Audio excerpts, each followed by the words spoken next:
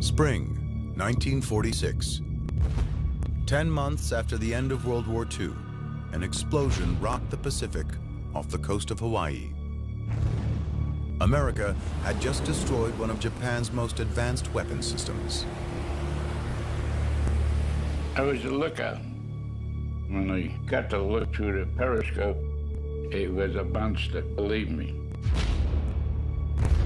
Rather than a belated attack against the defeated Japanese, the sinking of this top-secret submarine was a preemptive measure for the looming Cold War, a brazen decision by the Americans to keep the sub out of Soviet hands. The plan worked, and the weapon lay undisturbed at the bottom of the ocean for 6 decades. Until a team of underwater explorers from the University of Hawaii located its remains. The discovery sparked a new examination of the long-forgotten super sub. It can go around Cape Horn, it can go around Cape of Good Hope. 37,000. That's right. This gave you enormous strategic options. You could basically attack anywhere in the world. This was a global weapon system.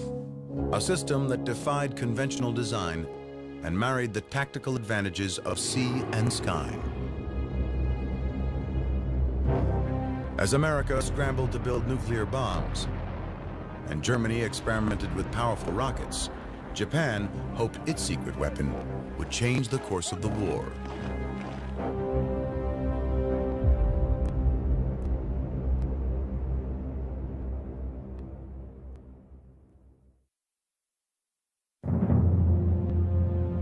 In 1941, 6 months before the attack on Pearl Harbor, the Japanese Imperial Navy dominated the Pacific. The Japanese strike in December 1941 because they see it as a window of opportunity. Japan temporarily has the most powerful navy in the Pacific. Let's cash that in. The Japanese plan was simple. Hit hard and knock the Americans off balance. They believed this would force an American retreat, leaving Japan as the sole superpower in the region. The architect of Japan's Pacific strategy was Harvard-educated Admiral Isoroku Yamamoto. Yamamoto had mixed feelings about the campaign. In terms of his own personal opinions, he was very much against a war with the United States, which he felt was essentially unwinnable. But at the same time, in his capacity as Commander-in-Chief of the Combined Fleet, he felt he had to come up with some kind of strategy to make a Japanese war in the United States a viable proposition. But nobody realizes more than he how wrong it can all go. Quite right. And his gambler's instinct tells him that it will have to be very long odds. He wants some capability of, say, taking the war to American home waters, really shock the American populace by some bold gesture. His gesture, the bombing of Pearl Harbor. The attack sank 5 battleships, 3 destroyers, and several small ships. But the Japanese mistimed their mission, because on December 7th, all 3 American aircraft carriers were at sea and out of harm's way. Japan also miscalculated America's will to fight back. One day after Pearl Harbor, the U.S. declared war against Japan. The fight was on. Both nations scrambled for advantage. The U.S. cranked up its industry and relied on its manpower, aiming to overwhelm the Japanese with superior numbers. But for Japan, the challenge was different. Knowing he would soon be outmanned and outgunned, Admiral Yamamoto needed more surgical strikes. In the months following Pearl Harbor, he strategized about how to bring the war across the Pacific to America, 5,400 miles away. He looked to the success of the German U-boats, the deadly Nazi subs that were preying on ships in the Atlantic. From February to May 1942, the U-boats sank 348 vessels, preventing millions of tons of American supplies from reaching Europe. Several of the ships were torpedoed within sight of New York City and Boston.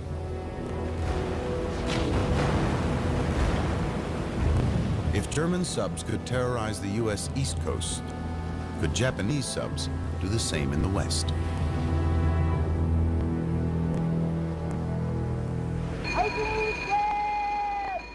To find out, Yamamoto ordered a series of test missions. He sent a sub to fire shells at a refinery in California. It didn't cause much damage, but did trigger fears of a Japanese invasion.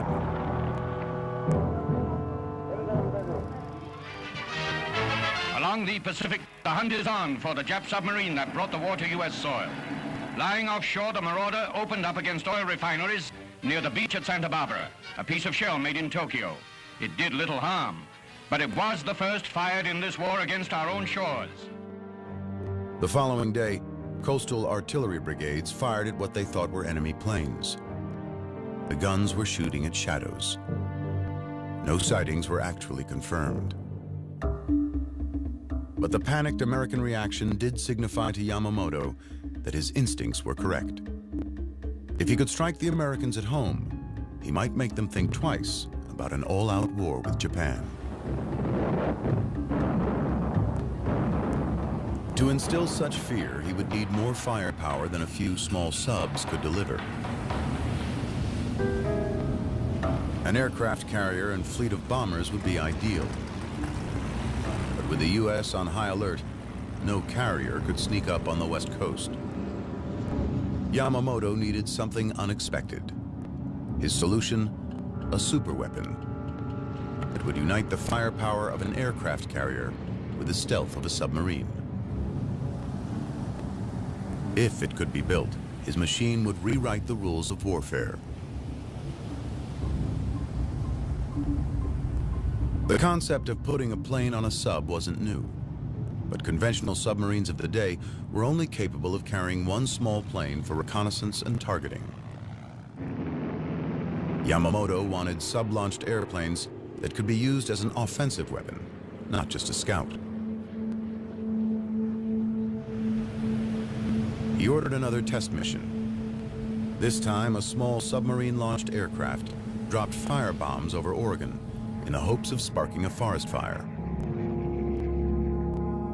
The fire failed to catch, but like the Santa Barbara mission, it confirmed that a submarine could slip past U.S. coastal defenses and strike unsuspecting civilian populations. To be able to reach your destination and launch an air attack undiscovered, undetected, would give the Japanese an advantage that no other Navy, that no other Air Force had during the war. Yamamoto ordered his engineers to design a fleet of underwater aircraft carriers capable of sailing undetected across the Pacific, launching squadrons of high-tech bombers to attack West Coast cities, then disappearing without a trace. The admiral even expected his subs to be able to reach the East Coast. He hoped to terrorize America with attacks on New York City and possibly even Washington, D.C.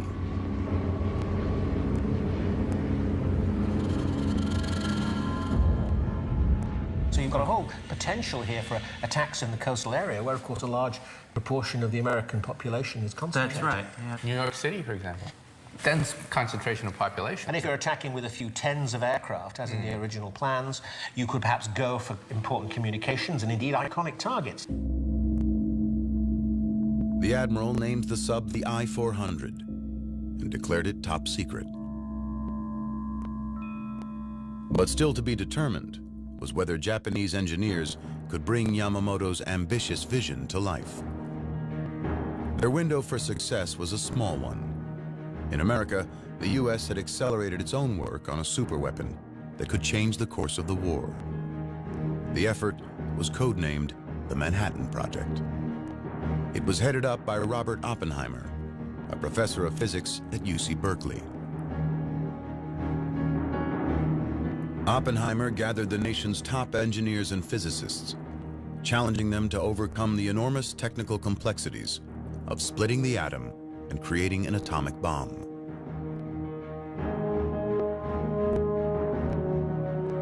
The The Americans worked at a furious pace, fearing that the Germans and Japanese were moving forward with nuclear bombs of their own.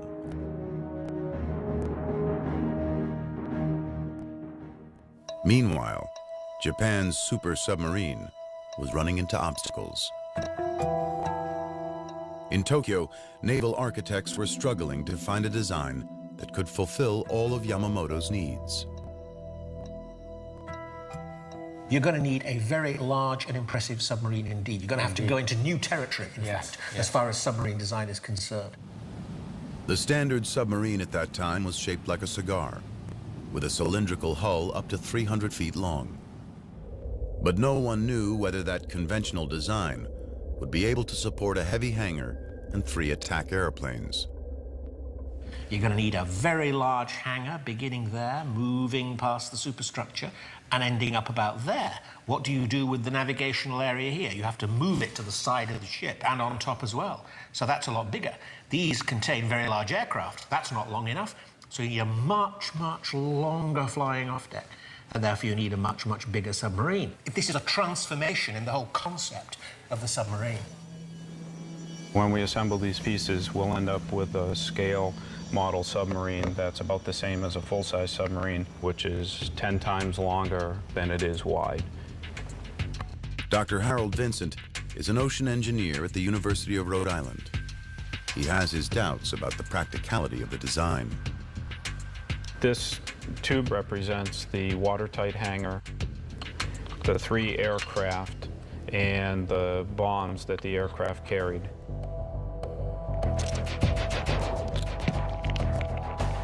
So we'll seal off the end of the hangar here. So let's see what happens when we put it in. Okay. Oh, geez. So that tilts right over with that on top. Capsizes right over and sinks. So therefore, they had to come up with some other method to be able to put a heavy hangar with all that aircraft up high out of the water. Adding the hangar to a conventional sub clearly wasn't the answer. The next seemingly obvious approach would have been to scale up the size of the central cylinder to lower the center of gravity. Well, a large single cylinder would be extremely heavy in weight, would have to have very thick walls in order to withstand sea pressure down to 300 or 330 feet.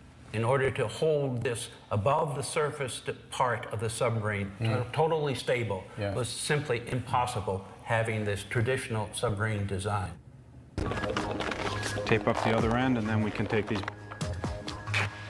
The Japanese came up with an innovative alternative. So now we'll try this twin hull design.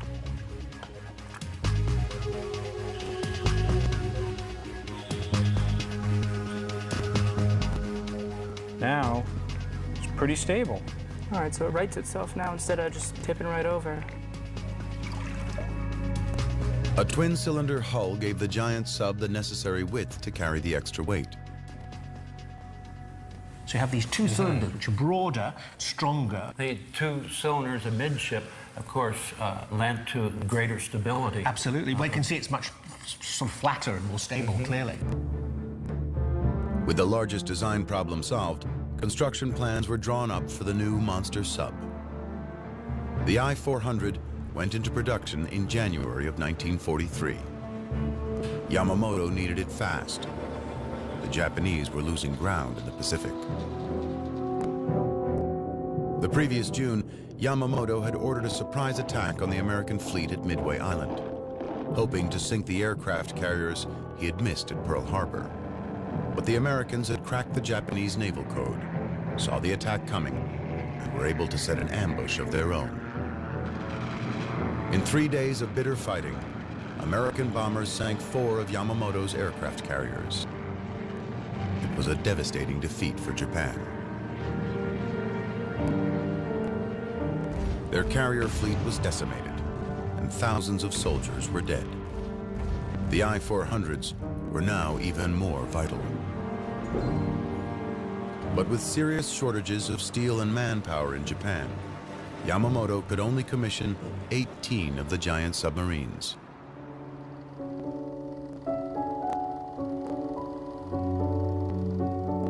With work on the first I-400 underway, the Japanese Navy began development on the secret bomber that would be carried in the watertight hangar on the deck of the sub. The plane was called the Seiran, meaning mist on a fair day.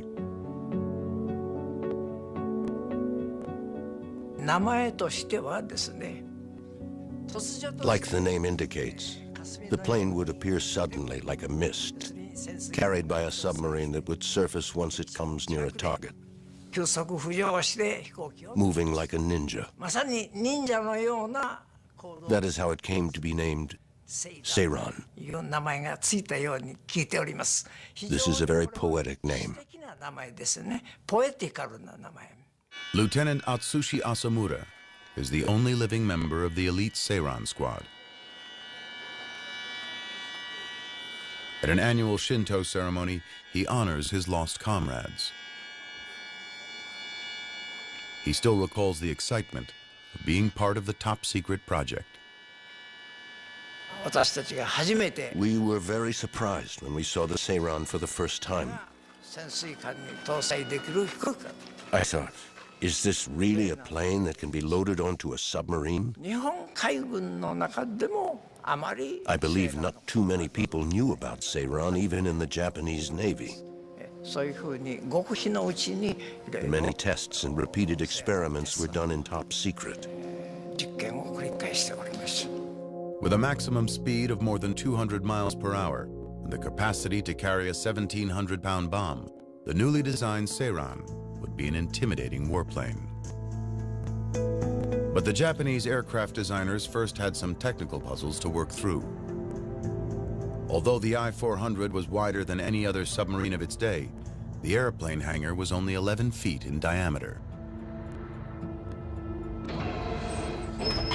Here is the hangar on the I-400 into which this aircraft has to fit. And here we have a head-on view in the of same the scale, Seiran, in the same scale. Oh dear. You know, the fuselage will fit in there, but gosh, you've got the wings, you've got the tailplanes, and it doesn't fit. Exactly. To accommodate the tight quarters, the Japanese designed wings much like those on the Grumman Hellcat, the most potent aircraft carrier-based fighter in the U.S. arsenal. To minimize the Hellcat's profile for storage below decks, the wings rotated 90 degrees and folded back flat against the fuselage. The Seiran went even further.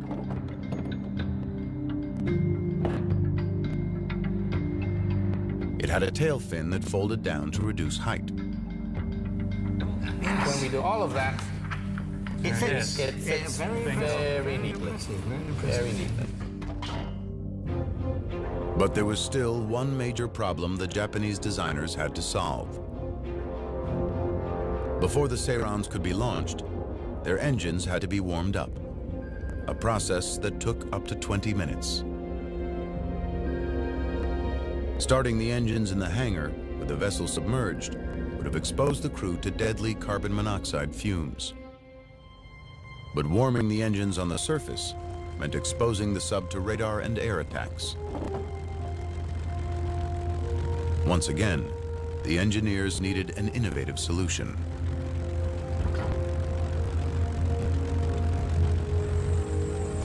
At a small airport in Connecticut, former Air Force gunner Craig McBurney knows all about the problems of warming an engine before takeoff. This is his pet project, a rare 28-cylinder Corsair engine. It's larger than the Seiran's engine, but shares similar characteristics. Okay, we've got a clear prop. Clear prop.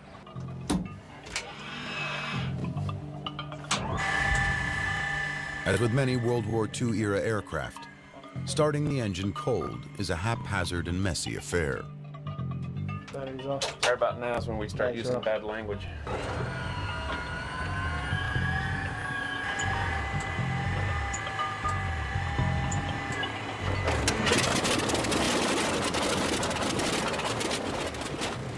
The problem is the viscosity of the cold engine oil. You can see how thick the oil is because it hasn't been heated up. And you know how critical the tolerances are inside the aircraft engine, how tight they are and how small the passages are. Wow. So it would really make a significant difference trying to pump that heavy, thick oil through an aircraft engine. Warming the oil makes a noticeable difference. We heat it up to about 60 or 70 degrees Celsius, which is 140, 160 degrees Fahrenheit. It's the same oil that's just been heated up with the preheater. Right through it. Almost. Wow, look at that. Like pouring water. What a difference. Yeah. And you can imagine how critical that would be to have the engine heat up that much faster, especially in a combat situation. Yeah. McBurney uses an external tank to preheat the oil. Inside this container, we have the main engine oil tank here for feeding the engine oil, and then we've also installed our own pre-oil tank with a heater on it. And with the preheater on it, we're able to raise the temperature quite a bit. We can get the temperature up to about 120 degrees. So we need to open this valve, and we'll go ahead and open the engine oil tank valve as well. The warm oil can be pumped directly into the cold engine. Clear prop! Okay, go ahead and engage the starter. The results are easy to see. Boy, I tell you, that's incredible. The temperature's almost already at the takeoff temperature. Amazing difference. Can you imagine in a combat situation? McBurney's warming method was the same one Japanese engineers turned to for the Seirans. It's actually borrowed from a German design.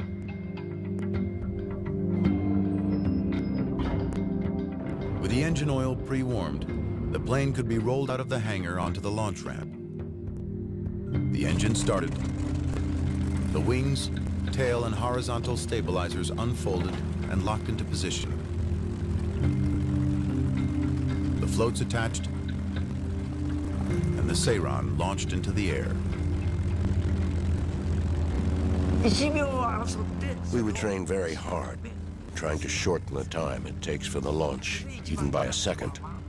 The first plane launches, then the second, and then the third. The goal is to launch all three planes as fast as we can. To get the Seirans back on board, the engineers designed a hydraulic crane to pluck the airplanes from the sea and hoist them onto the deck. With all the design problems solved, it looked as if the Japanese would be the first to get their superweapon into the war. But then in April of 1943, the I-400 program and the Japanese Navy suffered a devastating loss. American code breakers discovered that Admiral Yamamoto was planning an inspection tour of the Solomon Islands. U.S. fighters intercepted and shot down his plane, killing the man behind the Pearl Harbor attack.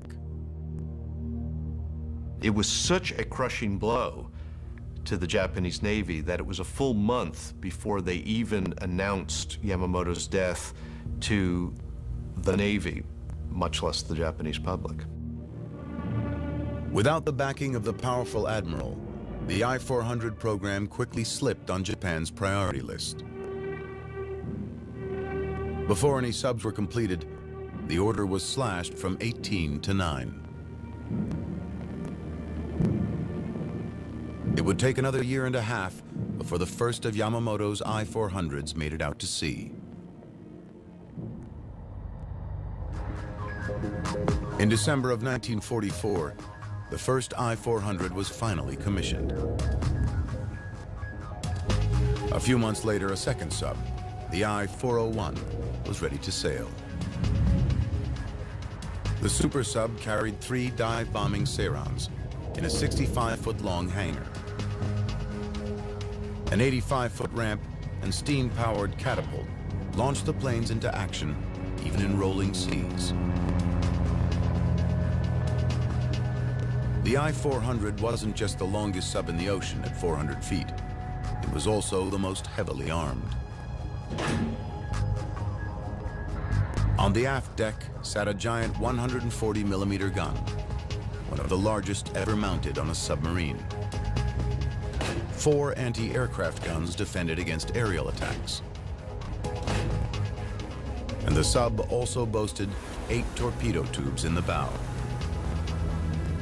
The man appointed to lead the I-400 program was Tasunosuke Arizumi.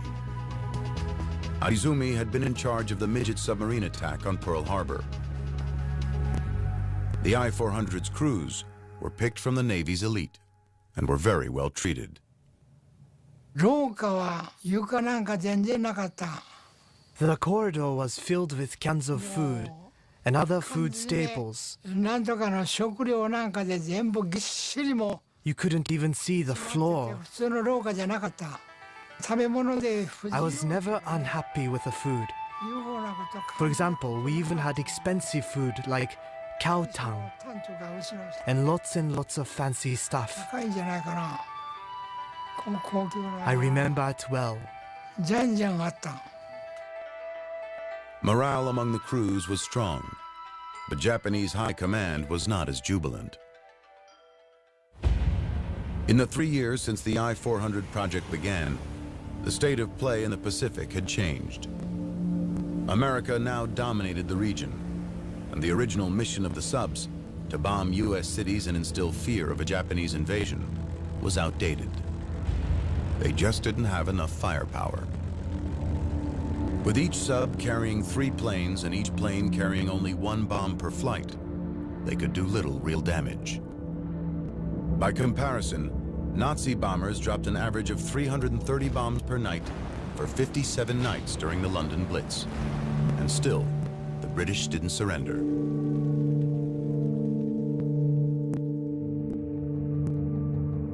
With a conventional bombing raid on U.S. cities out of the question, the Japanese needed another mission for the I-400s. They considered all options. As the Japanese were becoming frantic for any means of inflicting more pain on the United States, in an effort again to slow our advance or get us to negotiate a peace, the Japanese considered using germs against American cities. This was discussed, and the obvious means of delivering these would have been by submarine-launched aircraft, from the I-400s, from other submarines. In the spring of 1945, Vice Admiral Jisaburo Ozawa proposed a top-secret, controversial plan. He suggested using the Sairons to unleash biological weapons on the U.S. West Coast. Such an attack could kill thousands and create panic across America. Japan's biological weapons program was not new. Under the command of a military doctor named Shiro Ishii, a secret team had been experimenting on the Chinese since the 1930s. Plague-infested fleas bred in their lab had been unleashed into Chinese villages. They'd infected prisoners with anthrax and cholera. And they had injected men and women with venereal diseases. As many as 200,000 Chinese died as a result of these horrific experiments. The Japanese army was doing a lot of work on this in Manchuria, in pretty awful circumstances, actually. And certainly the Japanese Navy seems to have been interested in the use of anthrax in bombs. And the most radical elements within the Army or the Navy would advocate such a well, I would say, insane plan. There was little doubt that biological weapons dropped on an American city could cause enormous casualties. And sow panic among the American population far more effectively than conventional bombs. But a month later, cooler heads prevailed. General Yoshijiro Umetsu of the Imperial Army canceled the operation and declared germ warfare against the United States would escalate to war against all humanity. With a biological attack off the table, the Japanese High Command found a new mission for the I-400s, an attack on a key strategic target. The Panama Canal was absolutely crucial to the transferring of Atlantic naval forces to the Pacific Ocean. So Which is why the Japanese wanted to attack it. Well, of course, and we understood that. Any logical military scenario would want to attack the Panama Canal. If Japan could take out the canal, it would bring ship traffic to a halt and force the Allies to use the much longer route around Cape Horn.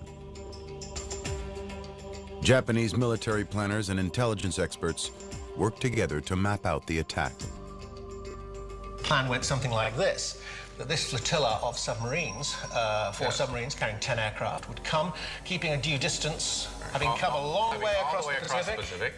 Yep, 8,000 miles or so, yeah. Until they come to their launch point off Ecuador. Roughly about there. And then they surface and they launch their planes, 6 aircraft, as quickly as they can. And so as to surprise the enemy completely, they go off in completely a different direction. They fly across Colombia.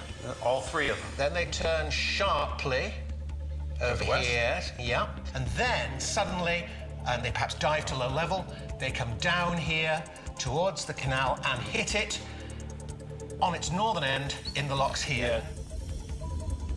The mission would be extremely hazardous for the I-400 fleet. Before striking the canal, the subs would have to navigate through waters swimming with Americans.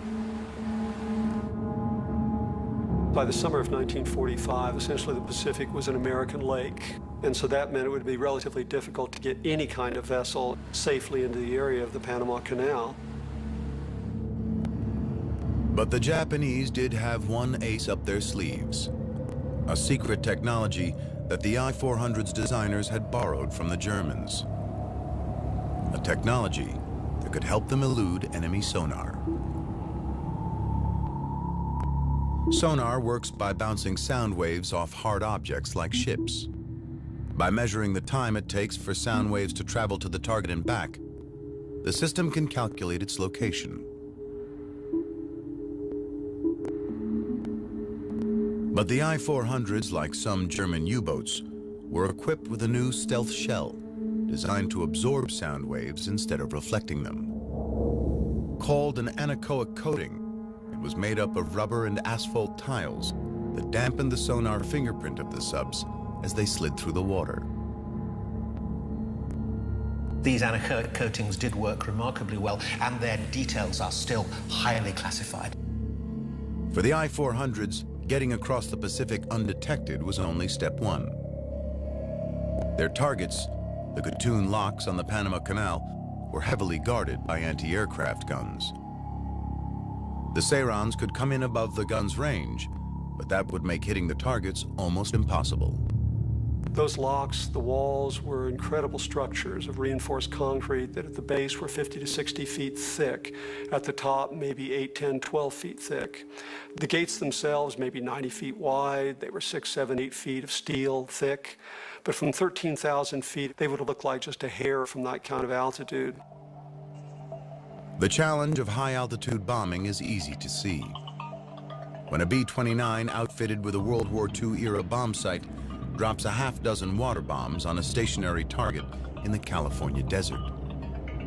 Not a single bomb hits home. The closest lands more than 500 feet away. For a target like the Gatun locks, anything less than almost a direct hit within a foot or 2 or 3 of the target would be a waste of energy. Given the relatively primitive bomb sights that the Japanese were using, their chances of being able to hit a target like that were pretty slim. And with only 6 planes carrying 1 bomb each, the Japanese knew there was no room for error. Keeping with Japanese military tradition, a decision was made to turn the attack into a one-way trip. The pilots were ordered to go kamikaze. By that point in time, just about all Japanese air missions were being flown as kamikaze missions, one-way missions, and the plan was to do the same here. Given our lack of resources at the time in Japan, we had no choice but to go kamikaze. I know it is controversial. Some people are against it.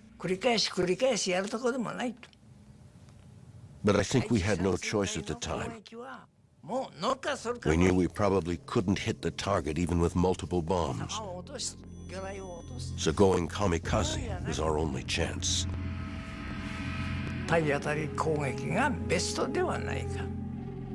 The I-400's crews prepared for the Panama Canal mission, but the window of opportunity for the strike was closing fast. By the spring of 1945, America was already deciding on potential targets for the atomic bomb. Then the war arrived on Japanese soil, when Allied forces invaded the island of Okinawa.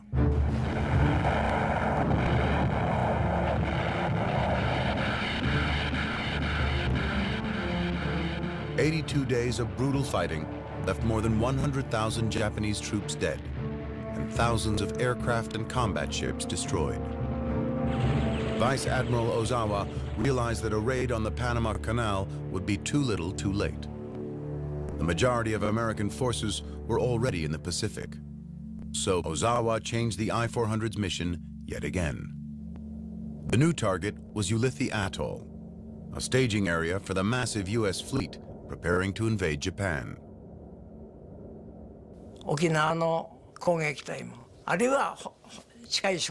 Ulithi was the likely base for the units that attacked Okinawa, and perhaps also those that were to be sent for the final confrontation on the mainland. Supplies were probably sent from there as well. In the photo, I saw several U.S. aircraft carriers.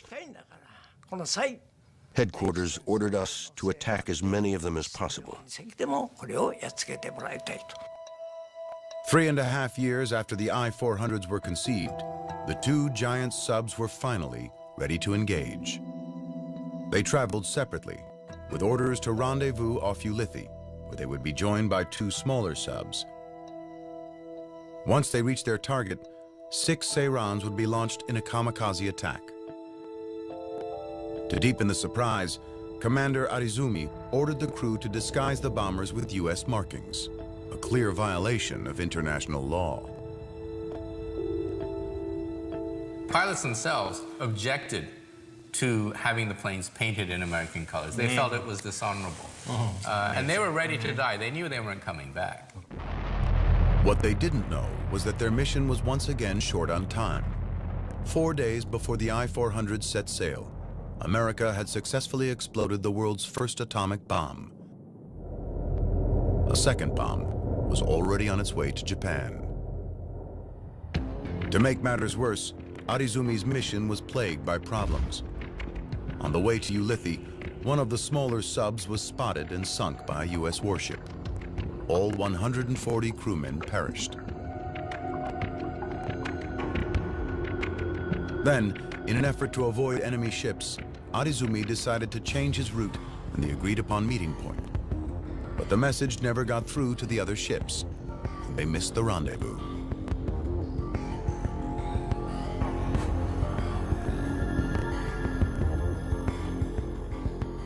As the I-400 and I-401 scrambled to regroup and renew the attack, shocking news came over the radio.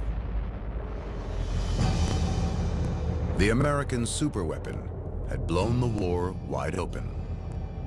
On August 6, 1945, an American atom bomb annihilated the city of Hiroshima, killing as many as 80,000 people.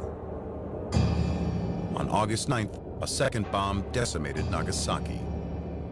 40,000 died, and the city lay in ruins. 6 days later, Japan surrendered to the United States.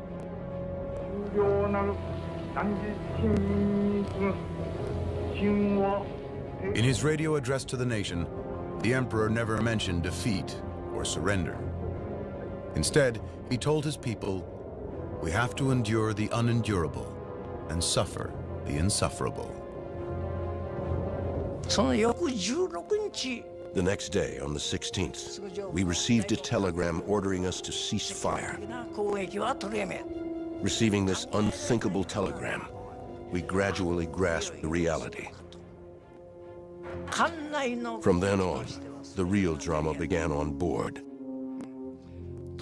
There was no concept of surrender and remaining alive in the Japanese Imperial Navy at the time. The captains of the two I-400s reversed course and raced back toward Japan. Neither wanted to give up his prized ship, nor suffer the humiliation of being captured in enemy waters.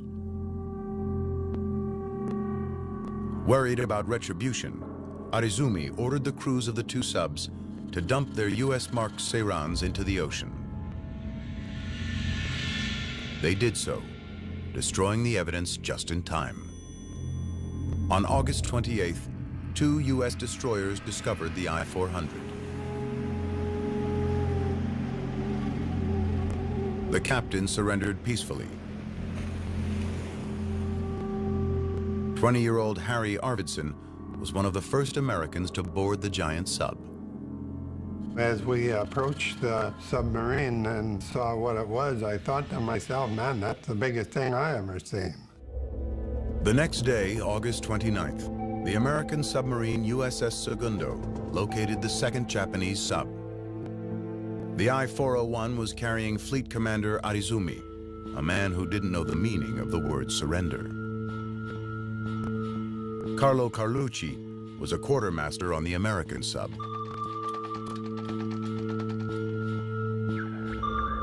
It had to be 3 or 4 o'clock in the morning, before daybreak. That was when they picked it up on the radar. They didn't know what it was until they got fairly close. Sugio Yata was a young sailor on the I-401. We didn't want to give up this magnificent ship to the US. We thought it's a shame for it to be captured. Though the war was over, surrender did not come easy for the prideful Japanese sailors. Things were hot and cold. You never know, yes or no, whether they're going to shoot, not shoot. We were heading back to Japan, but we talked about how to prevent the Americans from taking the sub. So we talked about sinking it near the coast. But before the Japanese could carry out their plan, the sub's engines temporarily failed. The Segundo signaled for the massive sub to surrender. Arizumi refused. Several tense hours passed, with the Segundo's weapons trained on the I-401. Maneo Bando remembers the capture.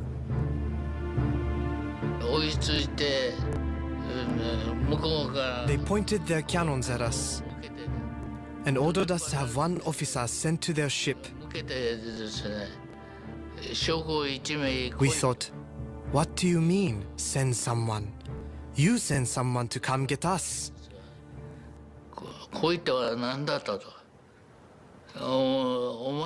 We insisted on displaying our pride and dealing with them man to man.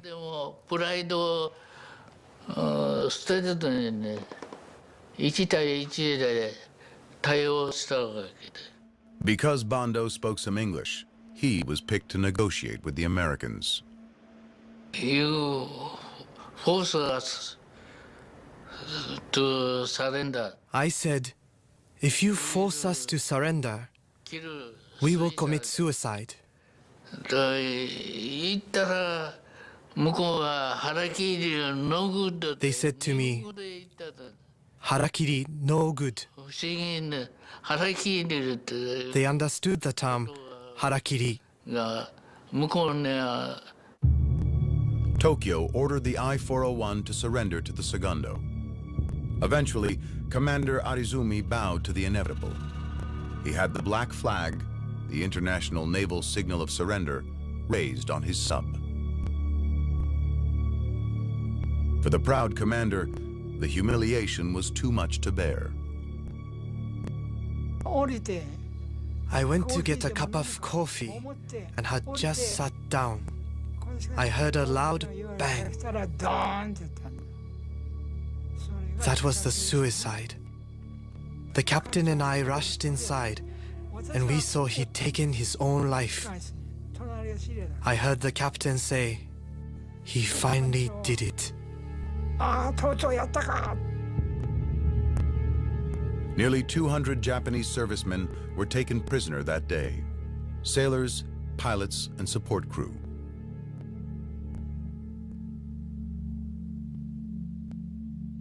The American submariners seized control of the giant sub and quickly realized it was unlike any vessel they had ever seen.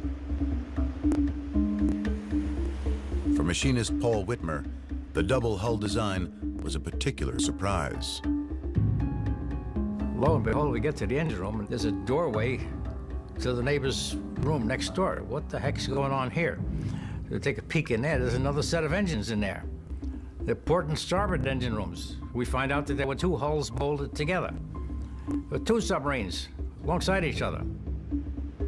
The Japanese crew remained on board, but with 6 Americans now in command.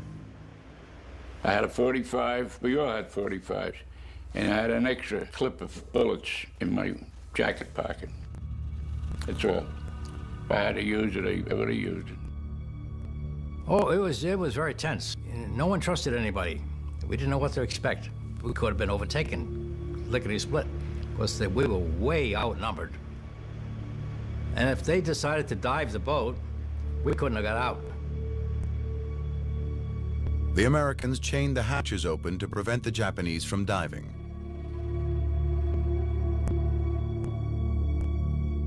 But as time passed, tensions slowly eased between the former enemies.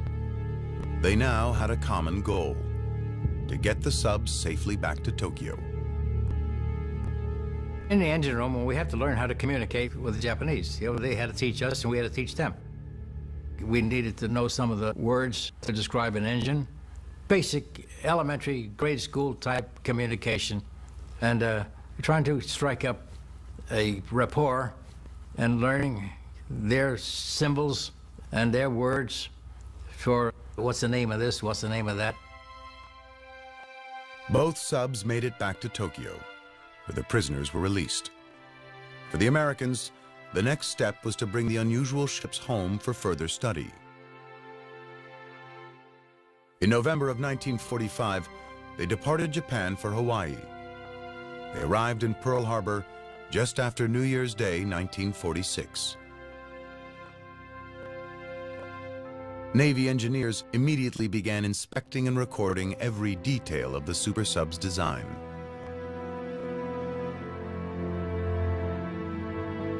But by the spring of 1946, a new post-war reality had taken hold, and the I-400s were once again shrouded in secrecy. This time, it was the United States hiding them from the Soviet Union. Large aircraft-carrying submarines intended for strategic attack on their enemies are exactly the things you don't want the Russians to have. And this is now the Cold War. That's right. Beginning, yes. The beginning of the Cold War. Figure down before we're spotted. Worried that the Russians would demand to inspect the subs, the U.S. Navy made a hasty decision.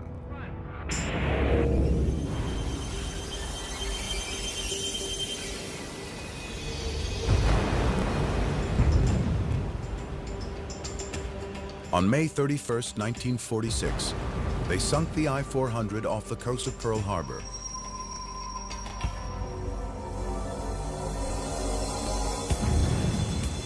Two days later, the I-401 joined it at the bottom of the sea.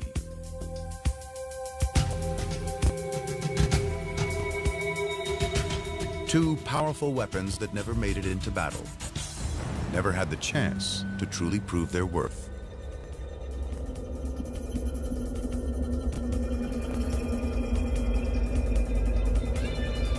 If the question is, would the I-400 operation decisively change the course of the Second World War?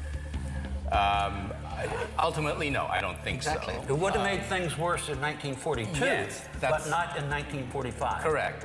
And Japan surrenders because of the overwhelming material superiority of the United States. The United States has got the willingness and the desire to deploy that overwhelming power.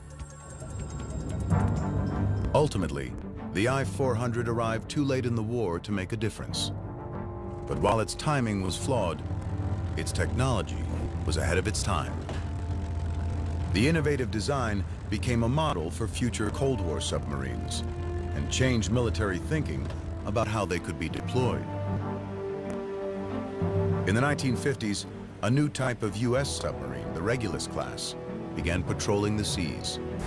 It bore a striking resemblance to Japan's World War II super sub, though it launched missiles, not airplanes, from its deck-mounted hangar.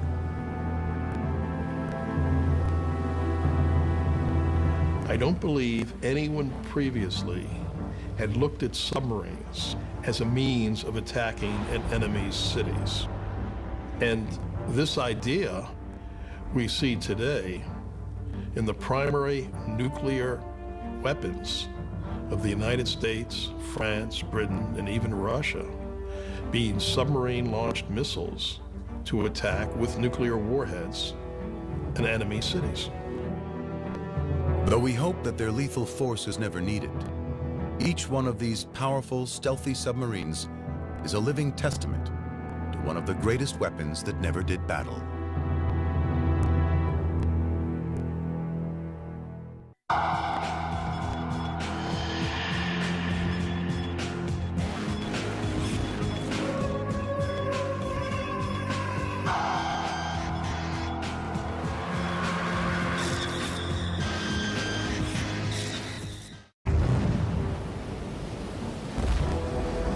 Several of the ships were torpedoed within sight of New York City and Boston.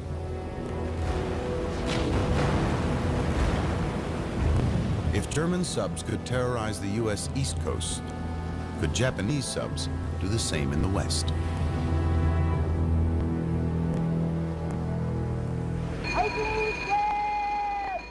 To find out, Yamamoto ordered a series of test missions. He sent a sub to fire shells at a refinery in California. It didn't cause much damage, but did trigger fears of a Japanese invasion.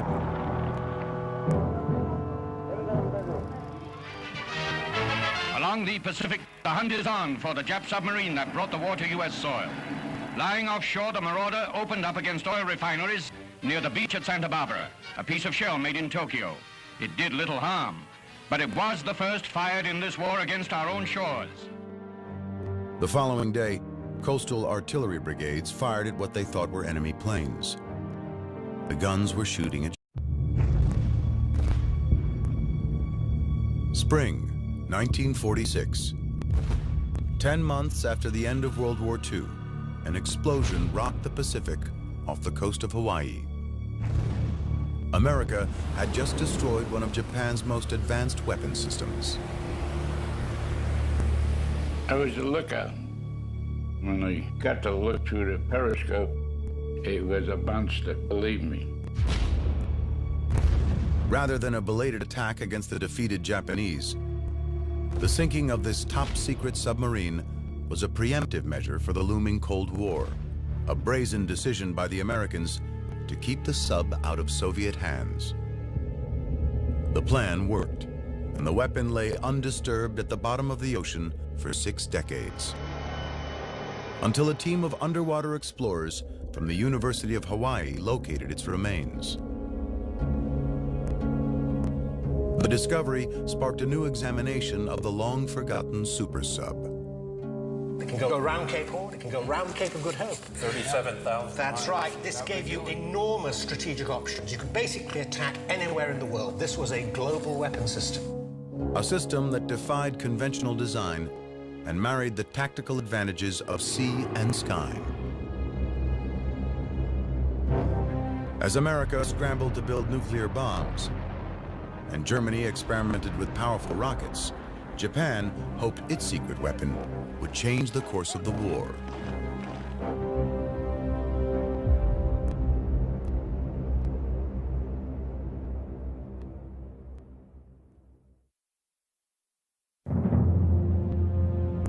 (1941). 6 months before the attack on Pearl Harbor, the Japanese Imperial Navy dominated the Pacific. The Japanese strike in December 1941 because they see it as a window of opportunity. Japan temporarily has the most powerful navy in the Pacific. Let's cash that in. The Japanese plan was simple. Hit hard and knock the Americans off balance. They believed this would force an American retreat, leaving Japan as the sole superpower in the region. The architect of Japan's Pacific strategy was Harvard-educated Admiral Isoroku Yamamoto. Yamamoto had mixed feelings about the campaign. In terms of his own personal opinions, he was very much against a war with the United States, which he felt was essentially unwinnable. But at the same time, in his capacity as Commander-in-Chief of the Combined Fleet, he felt he had to come up with some kind of strategy to make a Japanese war on the United States a viable proposition. But nobody realizes more than he how wrong it can all go. That's quite right. And his gambler's instinct tells him that it will have to be very long odds. He wants some capability of, say, taking the war to American home waters, really shock the American populace by some bold gesture. His gesture, the bombing of Pearl Harbor. The attack sank 5 battleships, 3 destroyers, and several small ships. But the Japanese mistimed their mission, because on December 7th, all 3 American aircraft carriers were at sea and out of harm's way. Japan also miscalculated America's will to fight back. One day after Pearl Harbor, the U.S. declared war against Japan. The fight was on. Both nations scrambled for advantage. The U.S. cranked up its industry and relied on its manpower, aiming to overwhelm the Japanese with superior numbers. But for Japan, the challenge was different. Knowing he would soon be outmanned and outgunned, Admiral Yamamoto needed more surgical strikes. In the months following Pearl Harbor, he strategized about how to bring the war across the Pacific to America, 5,400 miles away. He looked to the success of the German U-boats, the deadly Nazi subs that were preying on ships in the Atlantic. From February to May 1942, the U-boats sank 348 vessels, preventing millions of tons of American supplies from reaching Europe.